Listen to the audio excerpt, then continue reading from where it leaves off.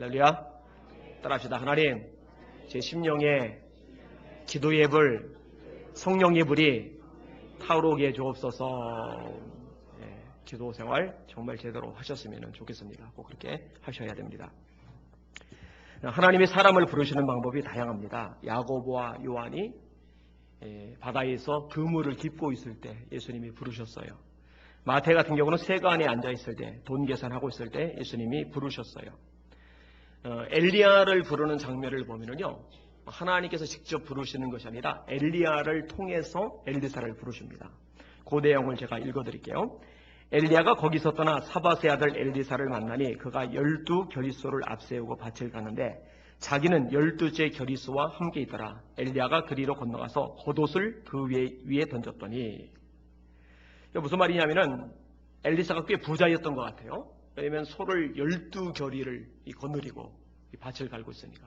12겨리면은 몇 마리예요? 24마리예요?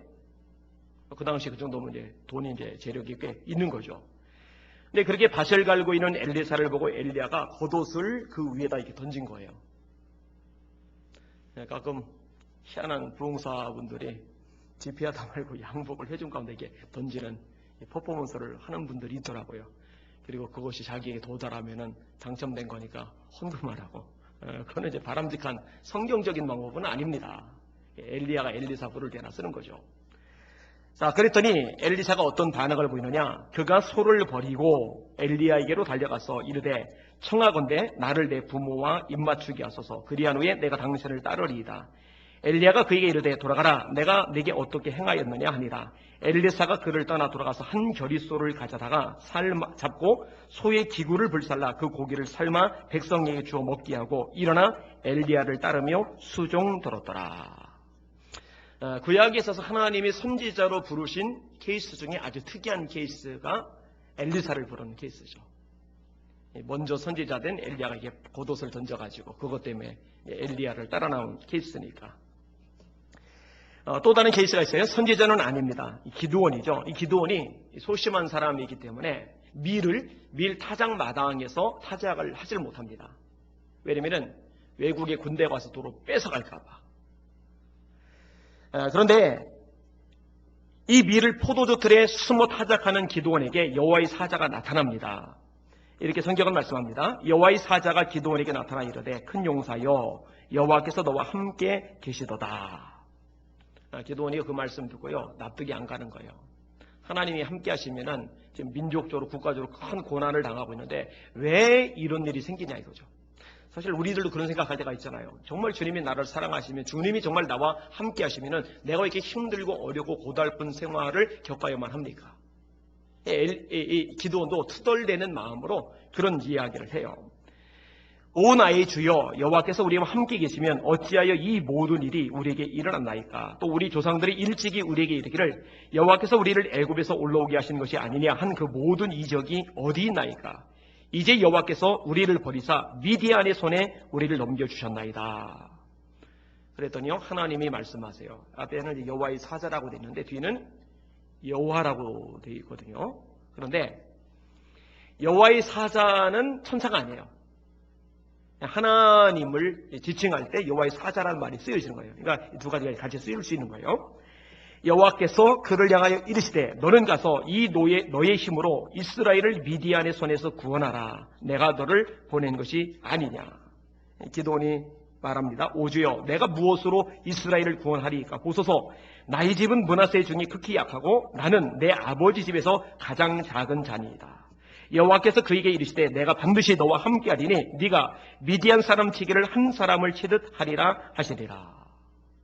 자, 여기서 하나님이 부르실 때는 어떻게 나타나시느냐? 여호와의 사자의 모습으로. 사람의 형태죠. 사람의 형태로 하나님이 오신 거예요. 그리고 이제 부르신 겁니다. 자, 아까 엘리사를 부르실 때는 어떻게? 하나님의 종을 통해서 이제 부르신 거죠. 그 앞에 야고보와 요한 또는 마태 등을 부르실 때는 성육신하신 예수님께서 이제 직접 부르신 거죠. 자, 한 가지 케이스만 또 얘기할게요. 여기도 역시 지금까지와 다른 케이스인데 여러분이 잘 아는 모세입니다. 출애굽기 3장이죠. 모세가 그의 장인 미디안 제사장 이도르의 양떼를 치더니 그 떼를 광야 서쪽으로 인도하여 하나님의 산 호렙의 이름에 여호와의 사자가 떨기나무 가운데로부터 나오는 불꽃 안에서 그에게 나타나시니라. 그가 보니 떨기나무에 불이 붙었으나 그 떨기나무가 사라지지 아니하느니라. 이번에는 여호와의 사자가 나타나기는 하는데 사람의 모양으로 나타나는 게 아니라 호렙산에서 가시떨기에 불꽃 중에 나타나신 거예요. 사람의 모습은 안 보여요. 불꽃 중에서 음성만 들리는 거예요. 자, 타는 불을 보러 신기해가지고 모세가 가까이 갔더니 하나님이 말씀하시는 거예요. 모세야, 모세야. 예, 제가 여기 있습니다. 이리로 가까이 오지 말라. 네가 선 곳은 거룩한 땅이니 네 발에서 신을 벗어라. 나는 네 조상의 하나님이니 아브라함의 하나님, 이삭의 하나님, 야곱의 하나님이니라. 내가 애굽에 있는 내 백성의 고통을 분명히 보고 그들의 감독자로 말미암아 부르짖음을 듣고 그 근심을 알고 내가 내려가서 그들을 애굽인의 손에서 건져내고 그들을 그 땅에서 인도하여 아름답고 광대한 땅, 곧 젖과 꿀이 흐르는 땅, 곧 가나안 족속, 헷 족속, 아모리 족속, 브리스 족속, 히위 족속, 여부수 족속의 지방에 데려가려 하노라. 이제 가라. 이스라엘 자손의 부르짖음이 내게 달하고 애굽 사람이 그들을 괴롭히는 학대도 내가 보았으니 이제 내가 너를 바로에게 보내어 너에게 내 백성 이스라엘 자손을 애굽에서 인도하여 내게 하리라. 이런 하나님의 부르심이 하나님의 종들에게 기쁨으로 감사함으로 다가가는 것은 아닙니다. 모세가 탄식을 하죠. 내가 누구에게 바로에게 가며 이스라엘 자손을 애굽에서 인도하여 내리까. 나중에 하나님 보낼 만한 사람을 보내십시오. 그 연말에 사무총회 때가 되면은 직분을 이렇게 줄 경우에 뒤로 빼는 분들이 있어요. 자기는 자격이 안 된다고, 역량이 안 된다고. 이게 다 이제 모세를 너무너무 존경하기 때문에 따라하는 것 같아요. 하나님 시킬 만한 사람을 시키소서. 그런데 여러분 잘 들으세요. 모세가 한 번, 두 번 할 때는 이게 겸손으로 봐줄 수가 있는데 하나님께서 지속적으로 말씀하시는데도 모세가 못하겠다고 뒤로 빼니까 하나님의 모세를 죽이시려 들었어요. 내가 사명을 맡겨서 너를 쓰려고 그러는데 계속 뒤로 빼면은 너는 살아있을 가치가 없다. 여러분 모세를 존경하셔서 그렇게 하신다면은 한두 번은 몰라도 계속 얘기하면 좀 들으시길 바랍니다. 아멘도 안 하시는 거 봐요. 들으시길 바랍니다. 네, 들으시는 게 좋아요. 자, 얘기 나온 김에 그냥 마저 하나 더 인용을 해드릴게요. 하나님이 예레미야를 부르십니다. 그 예레미야는요, 좀 일찍 택함을 받았어요. 언제 택함을 받았느냐? 복중에서. 이렇게 하나님이 말씀하십니다. 나오기 전이군요. 복중이 아니고 복중도 더 전이군요. 내가 너를 모태에 짓기 전에 너를 알았고 네가 배에서 나오기 전에 너를 성별하였고 너를 여러 나라의 선지자로 세웠노라. 아까도 말했듯이요. 이런 하나님의 부름을 받았을 때 하나님의 종들의 반응이 할렐루야, 기쁘다, 감사다, 아싸 이런 말은 없어요. 예레미야가요. 웁니다. 울어요. 슬프도소이다. 주 여호와여 나는 아이라 말할 줄을 알지 못하나이다. 너 아이구나. 말 잘 못하는구나. 그럼 그래. 좀 너보다 나이 많은 사람, 너보다 말 잘하는 사람 부를게. 하나님은 그렇게 말씀하시는 적이 없어요. 하나님의 부르시면 후회하심이 없죠. 하나님이 예레미야에 보고 이렇게 말씀하십니다. 너는 아이라 말하지 말아라. 내가 너를 누구에게 보내든지 너는 가며 내가 네게 무엇을 명하든지 너는 말할지니라. 너는 그들 때문에 두려워하지 말라. 내가 너와 함께하여 너를 구원하리라. 나 여호와의 말이니라. 여호와께서 내게 이르시되 보라 내가 내 말을 네 입에 두었노라. 보라 내가 오늘 너를 여러 나라와 여러 왕국에 세워 네가 그것들을 뽑고 파괴하며 파멸하고 넘어뜨리며 건설하고 심게 하였느니라. 저는 초등학교 때 부흥회 중에 은혜를 받았어요. 열심히 기도하다가 주님을 향한 사랑이 열정이 막 속에서 샘솟아 솟았어요. 그래서 주님 저도 주님의 일을 하겠습니다 라고 결단을 했어요. 좀 일찍 했죠. 그런데 가난한 판자촌에 살다 보니까 그 근처에 있는 기아산업 공장 사람들이 마치 구름 위에 사는 사람처럼 너무 대단하게 너무 부럽게 보였거든요. 저 사람들은 뭔데 우리 동네 사람들하고 달리 저렇게 멋있게 살까? 가만히 보니까 자동차를 만드는 기술이 있어요. 그래서 제가 마음을 바꿔먹었지 않았습니까? 목사 포기. 기술자 되자. 기술자가 되면은 나도 저 구름 위에 사는 기아산업 공장 기술자들처럼 잘 사는 집이 될 수 있을 거야. 그랬는데 중학교 1학년 때 교통사고로 왼팔을 잃었잖아요. 왼팔을 잃고 나서 보니까 한 손으로 기술자 돼서 자동차 만들고 수리하는 거는 물 건너간 거예요. 그래서 하나님 앞에 회개를 드리고 그리고 다시 원리치 하나님 목회자 되겠습니다. 그리고 이제 그 다음부터 마음 바꾼 적이 한 번도 없어요. 만약에 마음 바꿨다가 오른팔까지 가져가시면 이제 큰일 나잖아요. 그죠? 바뀐 적이 없어요. 그 다음부터요. 어쨌든 저희에게는 소명이 그런 식으로 왔어요. 그리고 오늘 본문은요, 바울 사도가 소명을 얻은 것에 대해서 언급을 해주고 있어요. 제가 소명을 받는 여러 가지 스타일에 대해서 설명을 드린 것은 성경에서 말씀하고 있는 소명의 방법이 상당히 다양하다.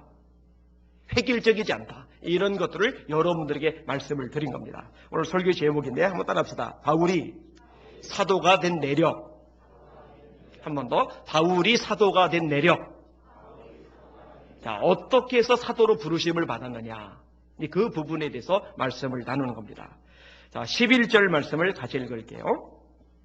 시작. 형제들아, 내가 너에게 알게 하노니 내가 전한 복음은 사람의 뜻을 따라 된 것이 아니니라. 12절 시작. 이는 내가 사람에게서 받은 것도 아니요 배운 것도 아니요 오직 예수 그리스도의 계시로 말미암은 것이라. 아멘. 자, 복음이라는 말이 나와요. 내가 전한 복음. 질문, 복음이 뭐예요? 복음이 뭐예요? 하나님이 그의 아들에 관하여 성경에 미리 약속하신 것. 이게 로마서 1장 2절의 말씀입니다. 복음은 하나님이 그의 아들에 관하여 성경에 미리 약속하신 것이라. 육신으로는 다윗의 혈통에서 나셨고 성결의 영으로는 죽은 가운데서 부활하여 하나님의 아들로 인정되셨다. 바울은 이 복음에 대해서 최고의 자부심을 느꼈어요. 이 복음은 모든 믿는 자에게 구원을 주시는 하나님의 능력이 됨이라. 모든 믿는 자에게 구원 주는 하나님의 능력. 하나님의 진짜 능력이 뭐냐? 복음이라는 거예요. 이 복음에는 하나님의 의가 나타나서 믿음으로 믿음에 이르게 하나니 기록된 바 의인은 믿음으로 말미암아 살리라 한 것 같습니다. 그래서 요 두 구절 앞에 보면은 내가 복음을 부끄러워하지 아니하노니. 부끄러워할 수가 없죠. 왜냐하면 하나님이 진짜 능력이 복음이니까. 자, 그게 뭐냐? 예수 그리스도. 그분의 삶이 복음이에요. 5가지. 기억을 하시나 모르겠어요. 예수님의 탄생, 예수님의 삶과 사역, 예수님의 고난과 죽음, 예수님의 부활과 승천, 예수님의 재림. 자, 해봅니다. 시작. 예수님의 탄생, 예수님의 삶과 사역, 예수님의 고난과 죽음, 예수님의 부활과 승천, 예수님의 재림. 여러분들끼리 시작.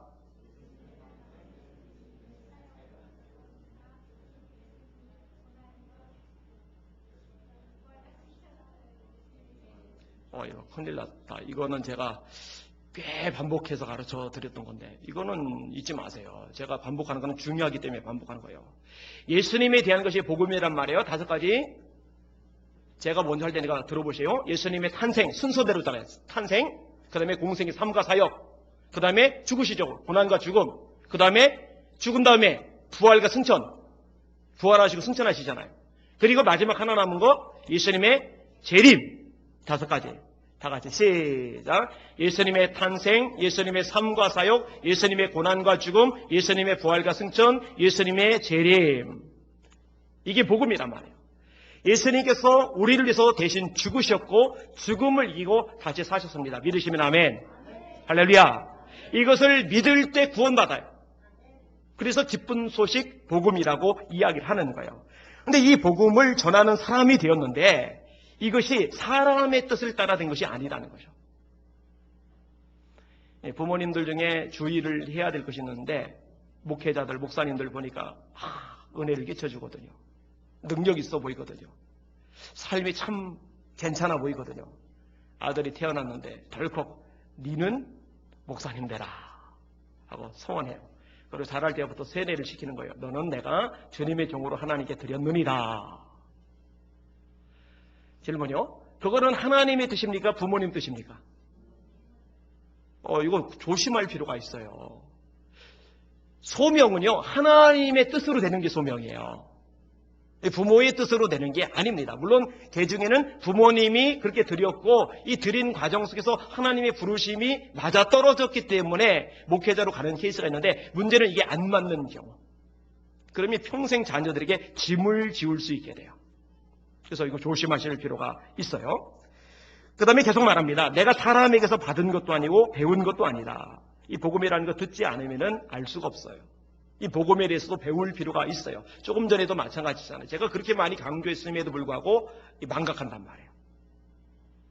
바울 사도도 배워야 돼요. 들어야 돼요. 바울이 이걸 압니다. 로마서 10장 9절에 바울이 이렇게 말합니다. 네가 만일 네 입으로 예수를 주로 시인하며 하나님께서 그를 죽은 자 가운데서 다시 살리신 것을 네 마음에 믿으면 구원을 얻으리니 사람이 마음으로 믿어 의에 이르고 입으로 시인하여 구원에 이르느니라.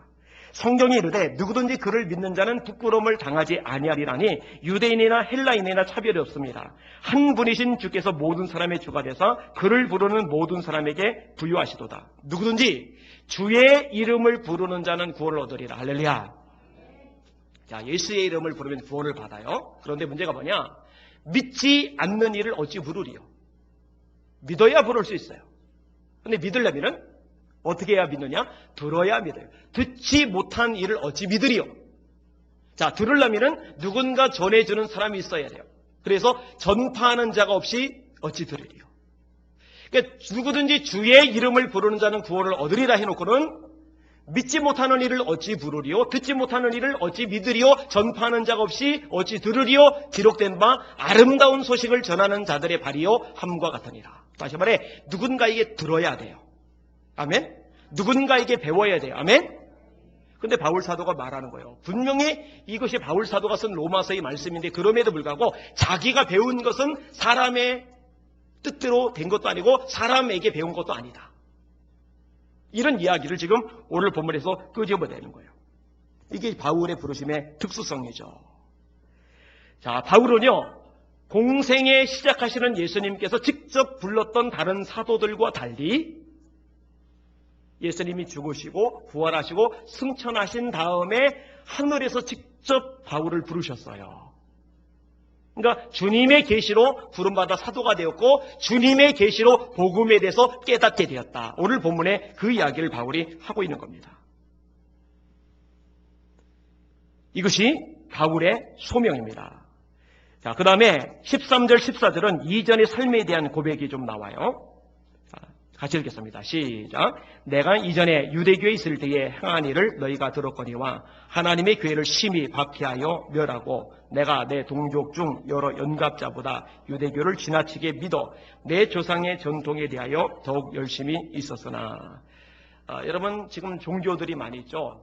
세계 4대 종교 하면은 뭐예요? 세계 4대 종교 하면은 기독교, 그 다음에 불교, 이슬람교, 힌두교. 보통 이게 큰 걸로 따지면 이렇게 말을 하죠. 근데 이제 힌두교, 이제 불교, 이제 이슬람교 빼고서 기독교를 나누면 이제 개신교하고 이제 카톨릭하고 나눠요. 그리고 동일한 하나님을 섬기고 있는 유대교. 이슬람도 동일한 하나님이 아니냐, 알라도 동일한 하나님이 아니냐, 아니에요. 그건 언제 기회가 됐으면 제가 가르쳐 드릴게요. 요거 헷갈리는 사람들이 좀 있어요. 차이가 많이 있어요.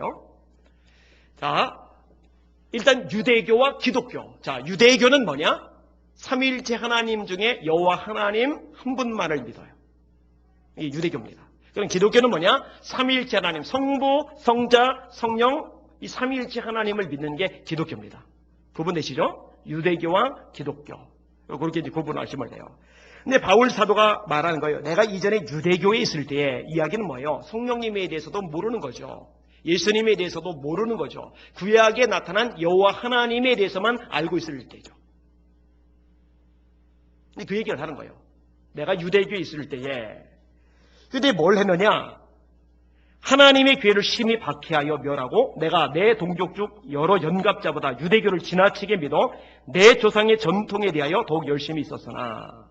얼마나 열심히 있었느냐? 유대교를 믿는 다른 유대교인들보다 더 열심히 있었어요. 다른 유대교인들은 저 예수쟁이를 꼴 보기 싫어. 마음에 안 들어. 뭐 이 정도인데 이 바울은요. 예수 믿는 사람들을 잡아다 족치는 일을 했잖아요. 감옥에 가두는 일을 했잖아요.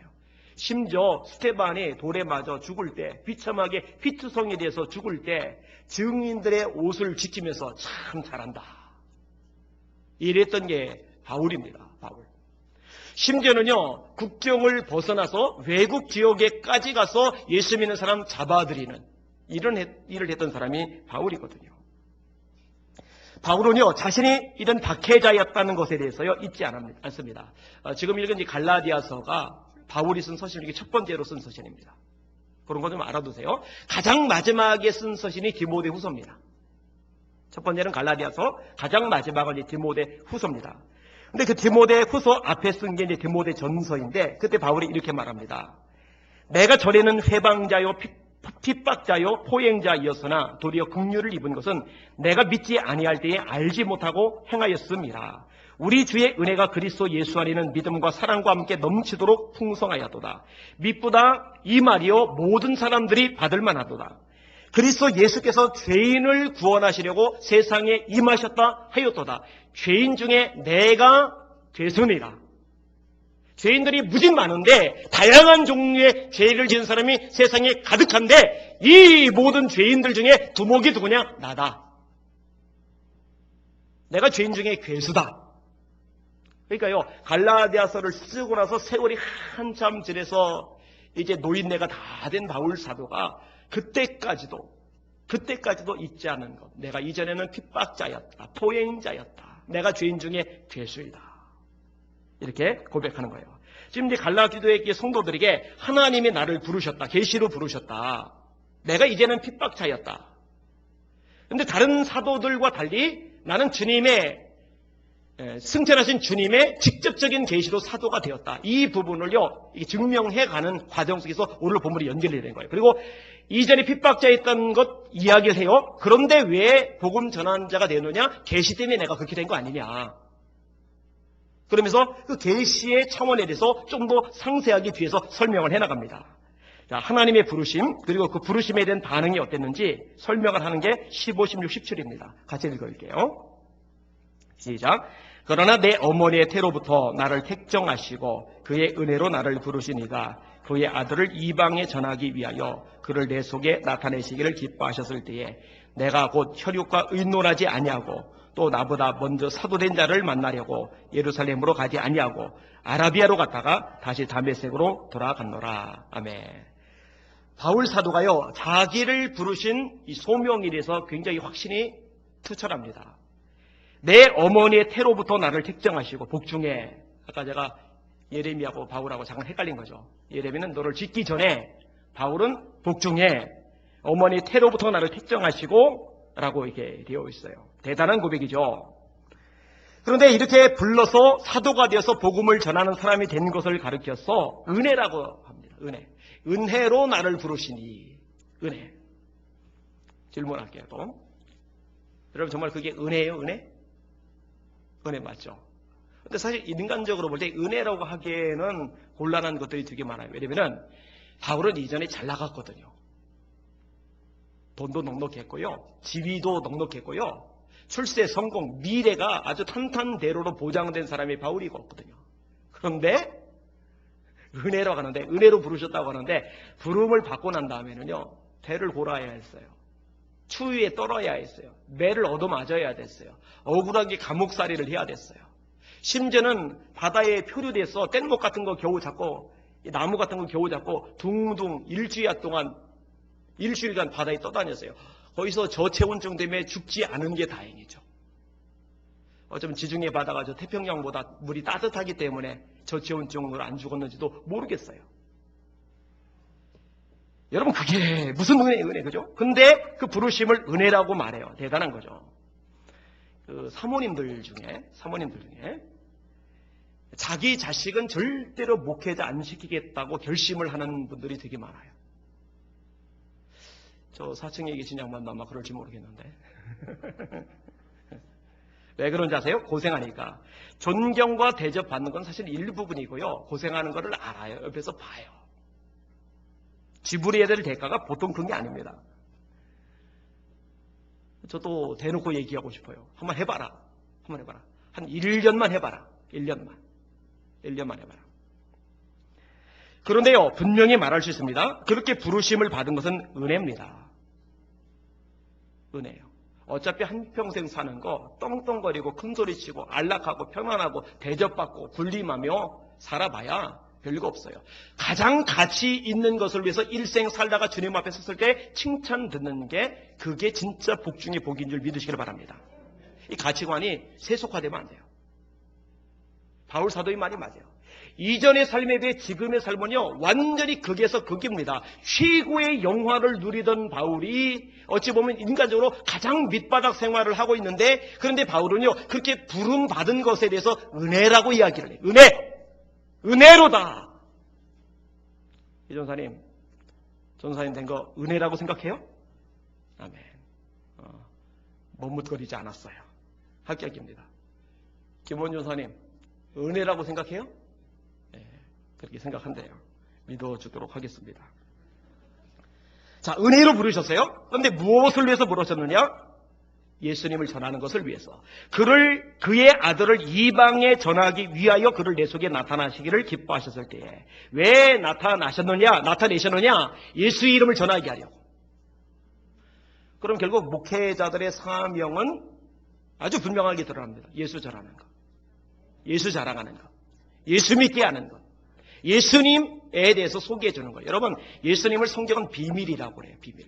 그 안에는 온갖 보화가 감추어져 있다고 말해요. 여러분, 예수 그 이름에 담긴 엄청난 축복, 엄청난 기적, 엄청난 역사, 엄청난 비밀을 성도들에게 전해주고 깨닫게 하고 변화되게 하고 그 영광을 사모하게 만드는 게 사명이란 말이에요. 제가 수없이 말하죠. 그런데 그 영광스러운 사명을 받았는데 이 강대상에서 세상 얘기만 하고 있으면 안 되죠. 만담하라고 세우는 게 아니잖아요. 상담 얘기하라고, 서셋을 얘기하라고, 인간학 얘기하라고, 그런 것 전하라고 세우는 게 아니에요. 그런 거는 세상 텔레비전에서도, 세상 강연장에서도 얼마든지 있어요. 여기 이 자리는 예수를 드러내는 자리인 줄 믿으시길 바랍니다. 복음을 전하는 자리죠. 복음을 전하는 자리예요. 그런데 여러분, 이 말씀을 적용할 때요, 여러분에게도 적용이 필요합니다. 자, 부르심에 대한 얘기를 지금 하고 있는데, 저는 이제 목사로 부르심을 받았어요. 그럼 여러분들은, 아하, 할렐루야, 나는 목사 아니다. 나는 복음 안 전해도 되네, 전도 안 해도 되네. 여러분, 지상명령이 목사에게만 주어졌습니까? 온 성도들에게 다 주어졌습니까? 질문 또 하나, 여러분들은 부르심을 받은 사람 맞습니까? 아니면 부르심 받지 않은 사람 됩니까? 교회가 뭐죠? 원어상? 교회. 교회를 뭐라 그래요? 원어로. 에클레시아. 따라합시다. 에클레시아. 교육을 좀 더 제대로 시켜야 될 필요가 있어요. 요즘 기초양육하면서도 이 단어는 제가 가르쳐줬는데. 따라합시다. 에클레시아. 우리 교회. 이걸 에클레시아라고 그래요. 에클레시아. 에클레시아라는 말의 뜻이 뭐냐? 교회라는 말의 뜻이 뭐냐? 여러분, 교회 생활을 하면서 교회의 뜻도 모르면 안 되잖아요. 교회의 뜻이 뭐냐? 따라합시다. 부르심을 받은 사람들. 그게 교회입니다. 지난주에 유경찬 성도님하고 이제 성경 공부하면서도 가르쳐 줬는데, 원래 성경에서 말하는 교회는 요 건물이 아니고 성도님과 나처럼 예수 믿는 사람들을 가리키는 겁니다. 그러냐고. 그게 교회란 말이에요. 그런데 교회가 뭐라고요? 부르심을 받은 사람들. 그럼 질문, 여러분들은 부르심을 받은 사람 맞는 거예요? 아닌 거예요? 맞죠? 여러분들 부르심 받은 거 맞아요. 왜 부르심을 받았어요? 복음 전하라고, 예수 전하라고. 혼자 예수 믿고 천국이 보장되어서 세상 살다가 천국에 쑥 우리만 들어가라고 부르심을 받은 게 아니라 이 땅에 살면서 아직 예수 모르고 지옥을 향해, 멸망을 향해, 심판을 향해, 죽음을 향해 다름질하는 수많은 사람들에게 가라는 거예요. 만나라는 거예요. 예수를 전하라는 거예요. 예수 믿게 하라는 거예요. 할렐루야! 그래서 그 영혼들 건져내라는 거예요. 너는 말씀을 전파하라. 때를 얻든지 못 얻든지 항상 힘쓰라. 범사의 오래 참음과 가르침으로 경책하며 경계하며 권하라. 그러므로 너희는 가서 너희끼리만 있지 말고, 너희끼리만 재미있게 살지 말고 가서 흩어져서 모든 족속으로 제자를 삼아 아버지와 아들과 성령의 이름으로 세례를 주고 내가 너에게 분부한 모든 것을 가르쳐 지키게 하라. 이게 사명인 거죠. 이 바울 사도가 이 사명을 받은 거예요. 그리고 이 사명을 받았을 때요, 혈육과 의논하지 않고 아멘, 제가 그렇게 하겠습니다. 바울만 그랬어요? 아니요, 12제자도 그랬어요. 나중에 가룟 요단은 빠져나갔고, 제자들만 그랬어요? 아니요, 초대교회 성도들이 그랬어요. 초대교회 성도들 얼마나 열심히 전도를 했는지. 예루살렘교회에 대대적인 박해가 일어나니까 특박을 피해서 도망가요. 도망가면서 집 마련해 놓습니까? 전세 준비해 놔요? No. 도망가면서 직장 마련해 놓습니까? 어디 스카웃돼서 가요? No. 그러니까 집도 없어요. 직장도 없어요. 그런데 그 와중에 전도예요. 그 와중에 전도예요. 그래서 교회가 생겼고 그게 유명한 선교의 전초의기진 안디옥 교회잖아요. 할렐루야. 이런 성도들이 초대교회 성도들이니 로마라는 제국이 들썩들썩 흔들리고 이 제국이 복음화되죠. 우리 대한민국에 이런 초대교회 성도 같은 성도들이 많아지면요, 로마 제국에 비해서 한없이 조그만 이 대한민국 땅덩이 흔드는 거는 호떡 뒤집기보다 더 쉽다니까요. 근데 우리에게 이제 그런 열정이 없는 거예요. 그런 능력이 없는 거예요. 없는 이유는 간단해요. 초대교회처럼 기도하지 않기 때문에 그래요. 그 열정이라는 것은, 그 능력이라는 것은요, 내게서 나오는 게 아니라 위에서 또 부어주시는 것인지를 깨달으시길 바랍니다. 하나님의 사랑이 우리 마음 가운데 부은 바 되면이 하나님을 향한 사랑도 열정도 하나님이 부어주셔야 돼. 그 기도해야 부어집니다. 그래서 기도하라고 말씀을 드리는 겁니다. 자, 바울이 이어지는 변명을 더 합니다. 자, 이런 변명을 더 하는 이유가 있어요. 일단 본문을 보십시다. 18절에 보니까 그 후 3년 만에 내가 게바를 방문하려고 예루살렘에 올라가서 그와 함께 15일을 머무는 동안, 자, 3년 후라는 말은 언제부터 3년 후란 얘기냐? 바울이 다메섹 도상에서 예수님을 만나고 3년 후에 예수님을 만나요. 거기서 복음을 전하다가 아라비아 광야로 가요. 아라비아 광야로 갔다가 다메섹으로 돌아오고 그 다음에 예루살렘으로 와서 베드로를 만나요. 지금 무슨 얘기를 하고 있는 거냐? 아까 제가 뭔 얘기를 했어요? 앞부분에서 사람에게 배운 거 아니다. 사람에게서 난 거 아니다. 사람의 뜻대로 된 게 아니다. 주님께서 직접 가르쳐 준 거다. 그러면서 뭔 얘기냐냐? 수제자인 베드로를 만난 것도 내가 예수님을 만난 후 3년 후의 일이다. 그러니까 베드로에게서 복음에 대해서 배울 수 있는 시간적인 것이 전혀 없었던 거다. 이것을 지금 갈라디아 교인들에게 설명하는 거예요. 변명을 하는 거예요. 그리고 그나마 베드로를 만난 것도 15일밖에 안 된다. 그리고 나머지 사도들은 내가 못 만났다. 야고보, 주의 형제 야고보만 만났다. 그게 이제 19절이죠. 주의 형제 야고보 외에 다른 사도들을 보지 못하였노라. 그러면서 20절에 보라, 내가 너에게 쓰는 것은 하나님 앞에서 거짓말이 아니로다. 근데 여러분, 이 말씀 들으면서 궁금하지 않아요? 왜 바울이 왜 이런 변명을 할까? 여러분, 바울 사도가 왜 이런 변명을 한다고 생각을 하세요? 왜 그랬을 것 같아요? 여기에 아주 중대한 이유가 하나가 있어요. 바울의 사도권에 대한 도전, 바울의 사도권에 대한 불신, 바울의 사도권에 대한 이의 제기가 있었거든요. 네가 어떻게 사도냐? 너 예수님 따라다닌 적 없잖아. 예수님 부활하신 다음에 나머지 제자들은 예수님을 만났는데 너는 그런 적도 없잖아. 넌 예수님을 따라다니면서 복음을 3년간 배웠던 그런 경험도 없잖아. 그런데 네가 어떻게 사도고 네가 어떻게 복음을 안다고 말하는 거야? 라고 자꾸 이의 제기하는 사람들이 있어요. 그리고 갈라디아 교회 교인들 중에도 거기에 영향받은 사람들이 있어요. 이것들을 해명하기 위해서 오늘 본문이 쓰여지는 거예요. 여러분, 정말 놀라운 일입니다. 이건 정말 기가 막힌 일입니다. 여러분, 바울이 어떤 사람입니까? 기독교의 역사상 가장 위대하다고 일컬어지는 인물이 바울입니다. 바울이 아니었다면 오늘날의 기독교는 불가능하다고 이야기할 만큼 칭송을 받는 존재가 바울입니다. 바울처럼 성경을 많이 쓴 사람이었고, 바울처럼 교회를 많이 세운 사람이었고, 바울처럼 전도를 잘한 사람이었고, 바울처럼 영계 깊이 들어가 본 사람이었고, 바울처럼 수많은 표적들을 행한 사람도 없는데 이 위대한 하나님의 종 바울의 권위를 의심하고 흔드는 사람들이 있는 거예요. 기가 막힌 일이에요. 기가 막힌 일이에요. 근데 가만히 보니까요, 기독교 역사를 묵상해봐도요, 이런 일들이 있더라고요. 이런 미국에서 지성인들이 많이 나왔잖아요. 근데 그 지성인들 중에도 첫 손가락에 꼽는 최고의 지성이 있어요. 누군지 아세요? 조나단 에드워즈입니다. 조나단 에드워즈. 근데 이분은 미국의 지성일 뿐만 아니라 세계적인 지성일 뿐만 아니라 탁월한 설교자요, 위대한 신학자이고, 그리고 부흥운동합니다. 미국의 1차 대각성 운동이 일어났어요. 영적 회개운동, 부흥운동이 일어났는데 그 중심에 조나단 에드워즈 목사님이 있어요. 근데 놀랍게도요, 이분이 목회하던 교회에서 쫓겨나요. 교회 중직자들에 의해서. 여러분, 이런 일이 가능하더라고요. 하나님이 시대를 뒤집어 엎기 위해서 세운 위대한 하나님의 종인데 그거를 못 알아보고 교회 중직자들이 쫓아냈다니까요.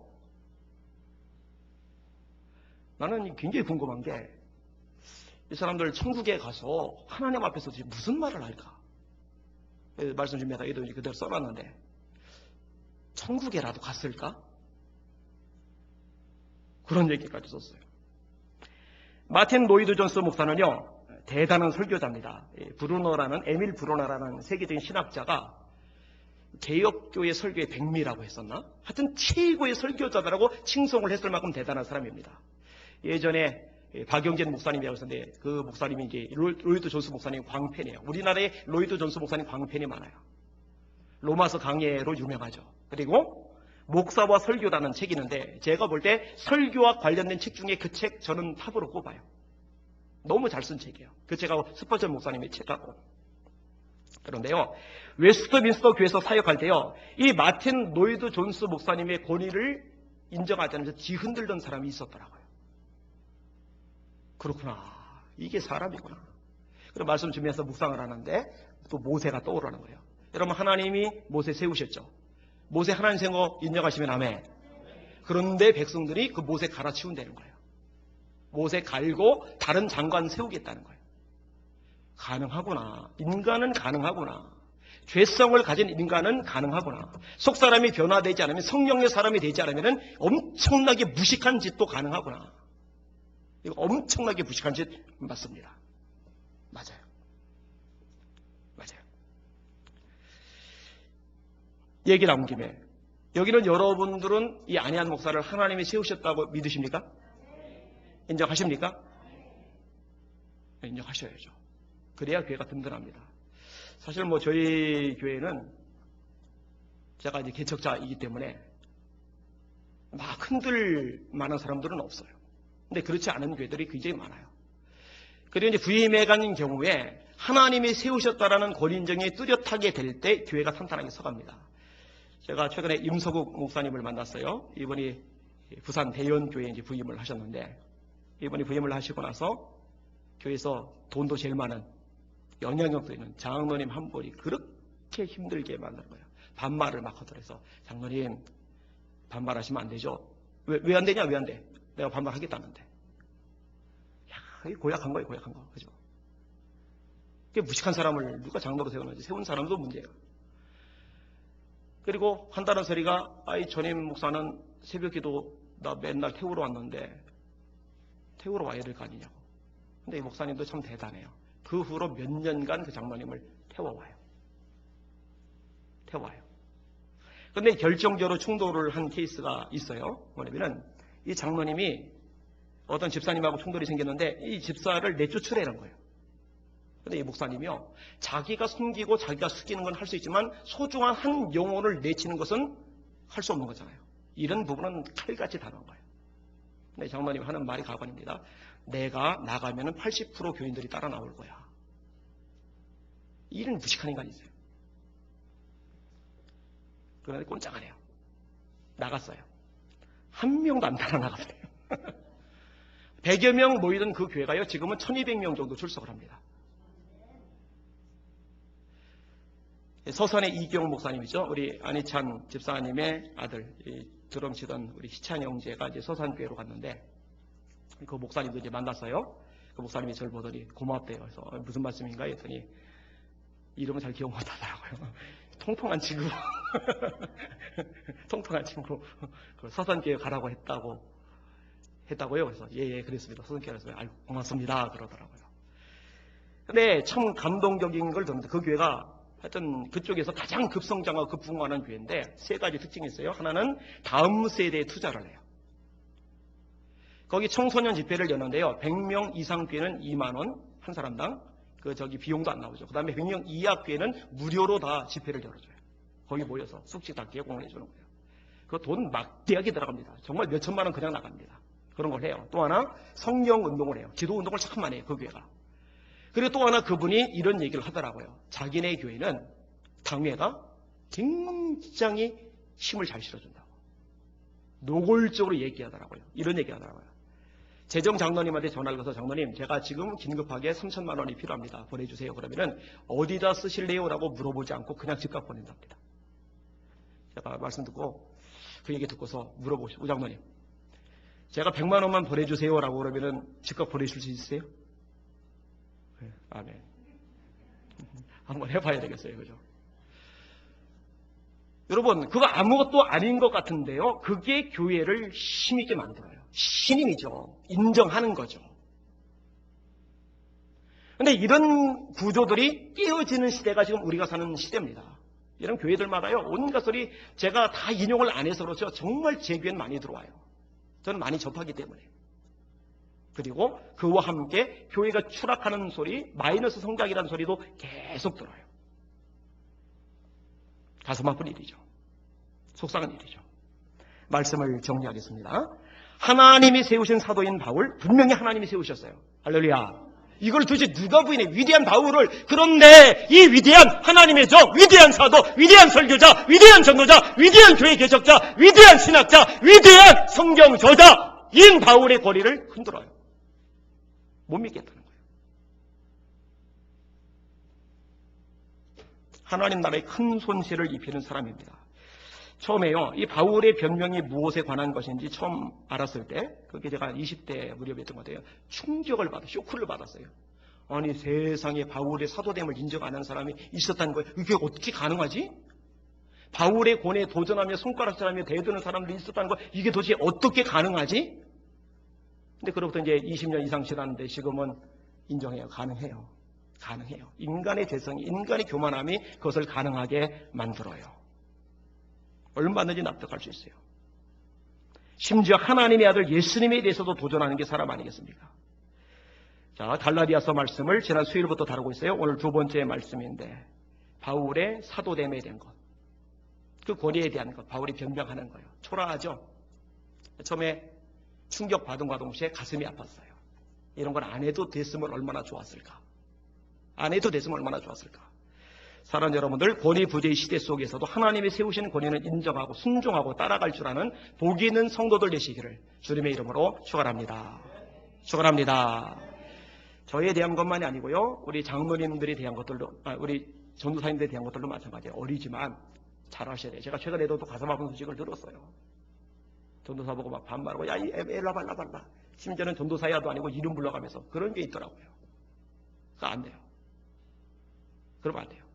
그리고 제가 새벽 시간에 한번 설교할 때 다뤘습니다만, 교회 장로님들 있잖아요. 그 다음에 기관장들이 있잖아요. 그죠?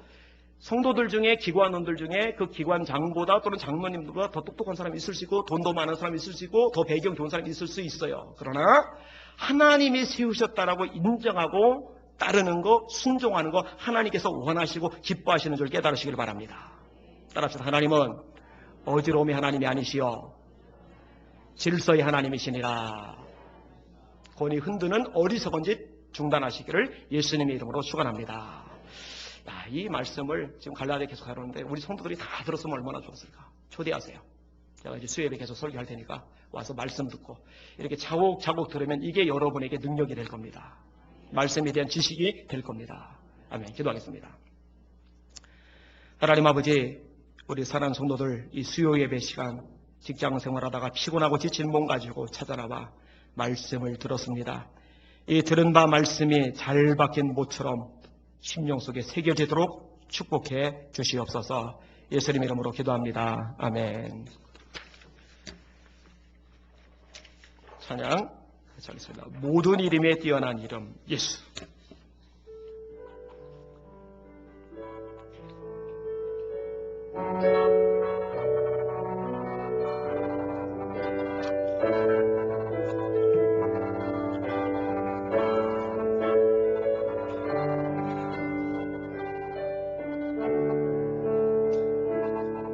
모든 이름에 뛰어난 이름 예수는 주,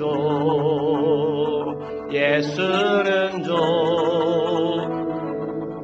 모든 무릎 꿇고 경배를 드리세. 예수는 만유의 주님.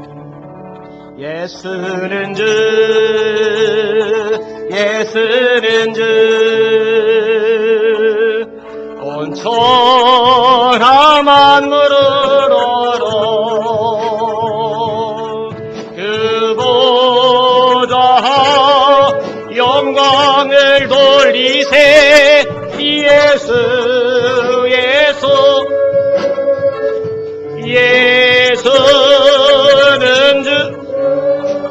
모든 이름 위에